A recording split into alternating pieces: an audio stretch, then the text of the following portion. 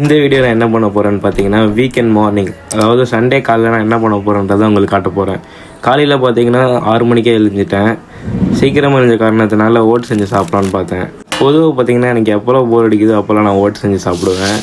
Week டேஸில் daily காலையில் சாப்பிட்டு வீக்கெண்ட்லேயும் எனக்கு காலையிலே பசிக்க ஆரம்பிச்சிருச்சு. ப்ளைன் ஓட்ஸ்க்கு பதிலாக அது கூட 2 வாழைப்பழமும் 1/2 கொய்யாக்காவும் போட்டுக்கிட்டேன். பால் சூடானோடனே அதில் அப்படியே ஓட்ஸையும் கலந்து விட்டுட்டேன். ஓட்ஸை பாலோட கலந்து வச்சுட்டு கை கழுவலான்னு போனேன். கரெக்டாக பார்த்தீங்கன்னா திடீர்னு பால் பொங்கி வந்துச்சு. நல்ல வேலை என்னோடய ஸ்பைடர் சென்ஸ் யூஸ் பண்ணி பால் ஆஃப் பண்ணிட்டேன்.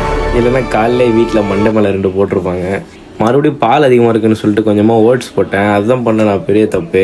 திரும்ப அப்புறம் ஓட்ஸ் அதிகமாக இருக்குன்னு சொல்லிட்டு 2 டம்ளர் பால் ஊற்றினேன். கடைசியில் பார்த்தீங்கன்னா எப்பயும் சாப்பிட்றதோட ரொம்ப அதிகமாக வந்துருச்சு. இப்போ நான் மூஞ்சி கழுவ போகிறேன்னு நீங்கள் நினைப்பீங்க. அதான் இல்லை, கேமராவில் ஆங்கிள் கரெக்டாக இருக்கான்னு பார்க்க போனேன். அப்புறம் செஞ்சு வச்ச ஓட்ஸ் சாப்பிட்டுட்டு ஒரு 6:45க்கு கிரவுண்டுக்கு போகலான்னு சொல்லிட்டு கிளம்பிட்டேன். டெய்லி காலையில் என்னை பார்த்தோன்னே சந்தோஷப்படுற ஒரே ஜீவன் அந்த நாய் தான். அதுலேயும் என்ன கொடுப்போன்னு பார்த்தீங்கன்னா அது பக்கத்து வீட்டு நாய். கிரவுண்டில் போய் என்னால் வீடியோ எடுக்க முடியல.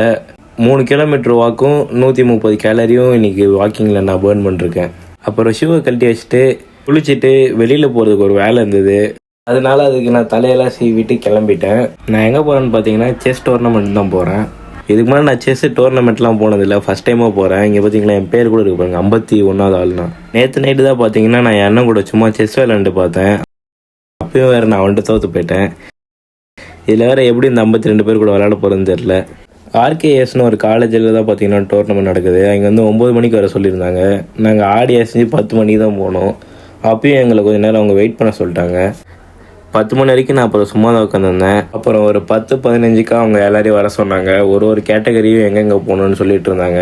நான் வந்து ஓப்பன் கேட்டகரின்றதுனால என்னை வந்து ஸ்டேஜுக்கு போக சொல்லிட்டாங்க. போய் உட்காந்தது தான் 10 நிமிஷத்துலேயே ஒரு சின்ன பையன் அவுட் ஆக்கி கீழே இறங்க பார்த்தேன்னு சொல்லிட்டாங்க. செகண்ட் ரவுண்ட் பார்த்தீங்கன்னா அதுவும் அந்த மாதிரி தான் போச்சு. ஆனால் தேர்ட் ரவுண்ட் என்ன ஆச்சுன்னு பார்த்தீங்கன்னா ஆப்போனண்ட் வரல. அதனால அண்ணன் தான் தேர்ட் ரவுண்ட் ஜெயிச்சேன்.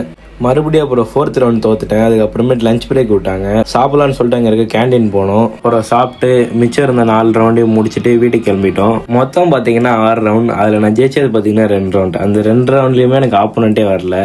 போனதுக்கு எனக்கு சர்டிஃபிகேட்லாம் கொடுத்தாங்க. நான் அதில் 15th பிளேஸ். நீங்கள் கேட்கலாம் 2 ரவுண்டு ஜெயிச்சதுக்கு எப்பறம் எனக்கு 15th பிளேஸ்ன்ட்டு. எனக்கு வெறும் எம்டி சர்டிஃபிகேட் தான் கொடுத்தாங்க. நானே அதை ஃபில் பண்ணிக்கிட்டேன் 15th பிளேஸ்னு போட்டு. உண்மையிலேயே பார்த்தீங்கன்னா நான் வந்து 43வது பிளேஸ் தான் வந்திருந்தேன். நான் கூட பரவாயில்ல, என் பக்கத்தில் நின்று இருந்தவர் வந்து ஃபஸ்ட் பிளேஸ்னு சொல்லி எழுதிட்டாரு. அப்புறம் எல்லாம் முடிச்சுட்டு நாங்கள் வீட்டுக்கு கிளம்பி போயிட்டோம். வீடியோ பிடிச்சிருந்தா சப்ஸ்கிரைப் பண்ணுங்கள், தொடர்பில் இருங்க.